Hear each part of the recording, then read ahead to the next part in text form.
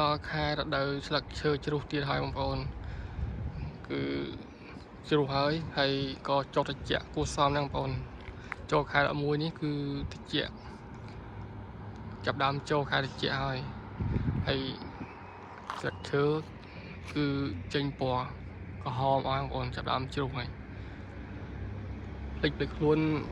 មកក្រេបានចិត្តជាង1ឆ្នាំដែរបងប្អូនបានជាង1ឆ្នាំពេលវេលាពិតជាលឿនណាស់បងប្អូនភ្លេចខ្លួនលើមកបាន1ឆ្នាំអត់បានសល់អីទេបងប្អូនអើយបើយើងចេះសំចៃទៅអាចសល់ខ្លះបើយើង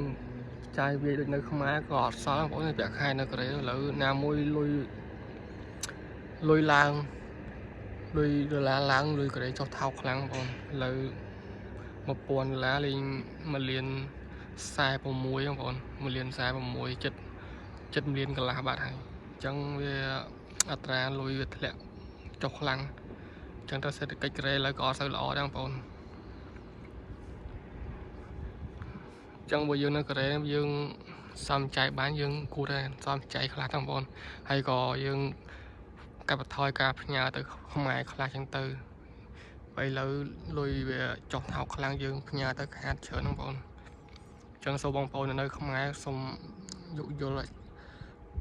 ដល់កូននេះផងអីលុយដូរទៅវាខាតច្រើនមិនចង់ផ្ញើទៅច្រើននេះសារវាខាតច្រើនខំធ្វើការបានប្រាក់ខែគួរសមតែដល់ពេលផ្ញើទៅខ្មែរវាអស់សេវាវាដូរទៅវាខាតច្រើនអញ្ចឹងទៅសូមខ្មែរបងប្អូននៅខ្មែរគួរយោគយល់អ្នកនៅកូរ៉េបងប្អូនមានសម្ពាធច្រើនណាសម្ពាធគ្រប់មុខមិនថាមកកូរ៉េដល់តែសល់លុយបងប្អូនមកទីនេះគឺរងសម្ពាធគ្រប់បែបយ៉ាងទាំងអស់តាំងពីគាត់សម្ពាធកន្លែងការងារប្រាក់ខែសម្ពាធច្រើនណាស់អ្នកនៅកូរ៉េគឺដឹងហើយមានសម្ពាធច្រើនអញ្ចឹងទៅសូមថែរក្សាសុខភាពផ្លូវចិត្តបងប្អូនថែរក្សាផ្លូវចិត្តឲ្យបានល្អ